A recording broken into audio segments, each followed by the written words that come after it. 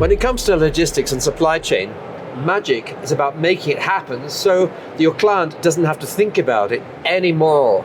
It's just, it doesn't even enter their consciousness that the delivery will be late, or that it's interrupted, or the product isn't right, or something is going to be a problem. Mexico would still be a low-cost manufacturing country, very competitive compared to the United States, sharing a border, so there's hardly any logistics cost to get product into the United States. So I'm just saying we need a big, deep breath, focus on the big things that really matter, that will continue to be true for your market, for that sector in the next 5, 10 or 15 years, and look for an opportunity that other people do not seem to be doing very well.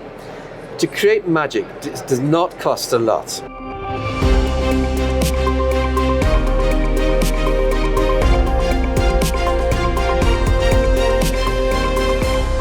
Hello everyone, we're here at the Logistics Summit and EXPO 2025, and we're very excited to kick off these kind of interviews with one of the best speakers we have had, which is Patrick Dixon.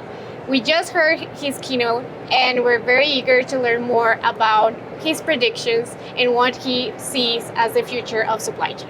How are you, Patrick? Well, I'm excited to be here. This is such an important event, and what an important day, week, month, because in 4 hours from now, the President of the United States issues the biggest new set of global tariffs that we've seen in generations. And so a big part of what I was talking about is how do you make sense of running a business in chaotic times? How do you succeed? And more than that, how do you survive and thrive and make the best advantages out of difficult circumstances? Yeah, and I love what you said about take advantage of chaos and look at it as an opportunity, as you mentioned, to thrive. Another thing that I really like, and maybe we will quote you on that, but it's like, how can we make magic, right? And in supply chain, I think from other speakers that I've interviewed, they said like, supply chain managers, supply chain professionals are people who do magic for others. So behind the scenes, we do all those things so that you can get the product to your house, that we can get a service, anything to you in just the highest speed, right? Well, when it comes to logistics and supply chain, magic is about making it happen so your client doesn't have to think about it anymore. It's just, it doesn't even enter their consciousness that the delivery will be late, or that it's interrupted, or the product isn't right, or something is going to be a problem. It's just because they know it always happens. Mm-hmm. Because they have learned to trust you based on their past experience, and that is the basis of your reputation. And as I was saying in the conference, the number one thing that's being sold here is trust. You know, we have 4.5 kilometers of exhibition area. Floor. You know, if I was to walk past every single stand, it would take me all day. We have everything you can imagine, from AI-operated forklift trucks running in an automated warehouse, all the way through to the latest software, all the way through to eco-friendly trucks and next-generation warehouse delivery vehicles. Incredible stuff. But you know what? Every single company here is selling one thing: trust. It's based on reputation, which is you buy this product, it works every time. You order products through our own logistics system, it happens. And if there's a problem, because stuff goes wrong in our world that's outside of anyone's control, we fix those problems. Correct. Yeah, we're the ones that make things happen, and that's something that we can have as a key takeaway from your keynote.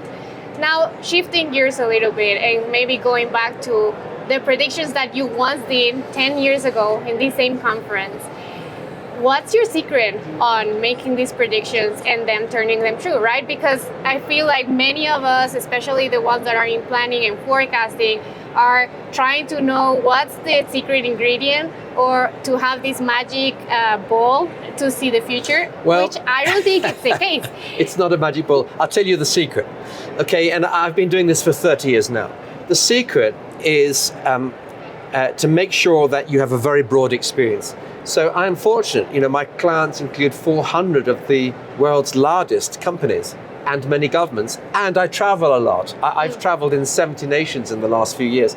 So I'm constantly touching base. I'm constantly breathing the same air as people in different situations, different industries, understanding the people who are really on the cutting edge of making history happen, but also being able to understand the bigger picture, the great big trends. And that's why I was able to predict so accurately 10 years ago the things which we take for granted today, whether it's the growth of e-commerce in this country from 1% of retail to 15% today. I'm saying it'll stabilize at around 27%, but in another 10 years' time.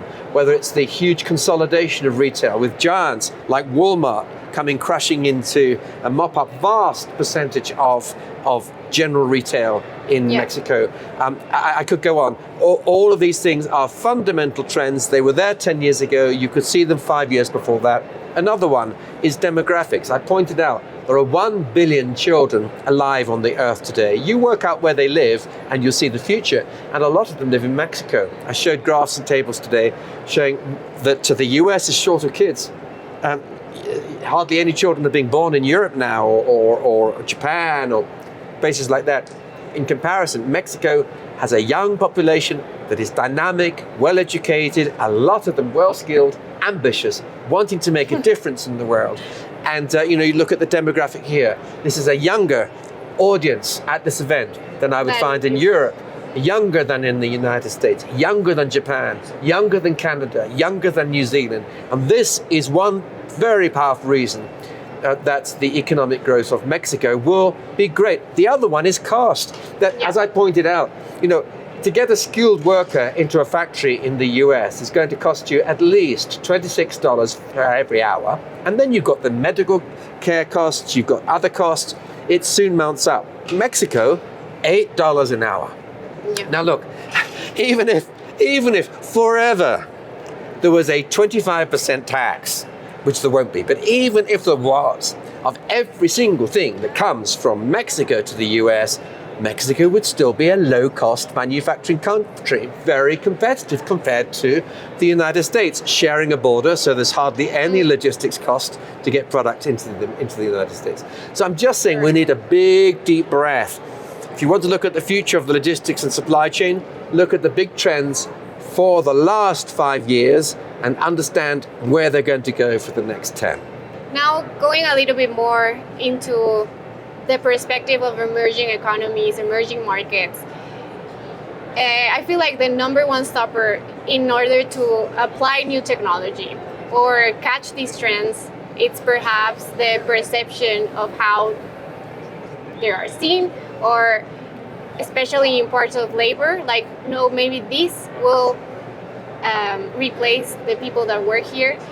What are some of the other impediments that we see for these countries to take advantage of what we've just shared? It's not so much an impediment, but I've already said that the labor costs in Mexico are relatively low compared to, let's say, the European Union or the United States or Canada. Now, because of that, we need to be careful about suddenly deciding to automate a factory. Correct. Because that may make sense if you're paying $26 an hour to people to run that factory, or maybe even $50 an hour. But in Mexico, if you can do some of those jobs for, let's say, $5 an hour, and the more experienced jobs maybe for $8 an hour, $12 an hour, $15 an hour, the economics may not work. So we just need to be careful. We need common sense here. It's all about timing. You say, yes, Patrick, I understand that we need to do various things.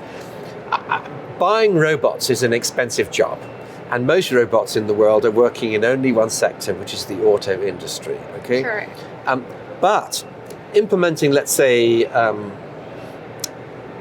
faster method of doing spreadsheet calculations using Excel, that's a no-brainer. It doesn't cost you anything. It comes free with Windows. It's called Copilot. Yeah, and I think maybe that's also tied to this idea that we have that automation is always robots. And you know what? Just to reassure people, I have done in my book the how AI will change your life. I did a big piece of research to see if there was any evidence of massive job losses as a result of digital. And the answer is yes, but in my country, for example, we've seen 10 million new jobs created during the digital revolution, during the last 20 years, and 5 million lost. Okay, so the number of people in work has gone up. Yes, of course, things like showing your passport at immigration, things like that we can automate, or loading the car with petrol or diesel, we can automate. But the fact is that as we automate, the societies that we live in find new and exciting things that need doing. I'll give you one example, is healthcare. Now, healthcare, I'm a physician, okay, so healthcare really matters to me. And I can tell you that most people who are at this conference worry about health from some time or another. They worry about their children. Now, you have an amazing healthcare system here. It's fantastic. But Do we? But the government can't afford to do everything, and there aren't enough people to do everything. But what things like digital can do is to help create additional wealth, additional government taxes, additional government spending, additional government investment into things like clinics and hospitals. And so the world continues. Yeah. So, but you know, I think we just need, as I say, common sense. We're coming to the end of our interview, which is so sad because Patrick has so many things to say. 18 books, 30 years of experience and predictions. What would be your advice to someone that's just getting started, maybe in supply chain, that would like to start predicting the future? Well, I'd say focus on the big trends. And of course, I would say this, have a look at my website because it's free. Okay, it's free. Globalchange.com. Think about the world, that's globalchange.com. Globalchange.com. There's a huge amount of free information there. There's the entire text of several books for free. There's hundreds of videos there. And maybe in due course, you'll even find the video from this event. So I would say focus on the really, really big trends. And remember that watching too much TV news can make you physically sick. Okay, I say that as a physician. Okay, focus on the big things that really matter, that will continue to be true for your market, for that sector in the next 5, 10 or 15 years. And look for an opportunity that other people do not seem to be doing very well. To create magic does not cost a lot. Okay, I've given many examples here at this event. But to create magic involves being super sensitive to what it feels like to be a customer, to be someone who needs product delivered from one place to another. And when you remember what it feels like as a human being, there you'll find the secrets to delivering the right things for the future. So I like how we're closing this interview with a very optimistic side, a way in which we can view opportunities in chaos, as mentioned by Patrick Dixon. And yeah, we're very excited for the future of Mexico and all the other emerging economies in the world. Thank you so much for your time, Patrick. Thank you.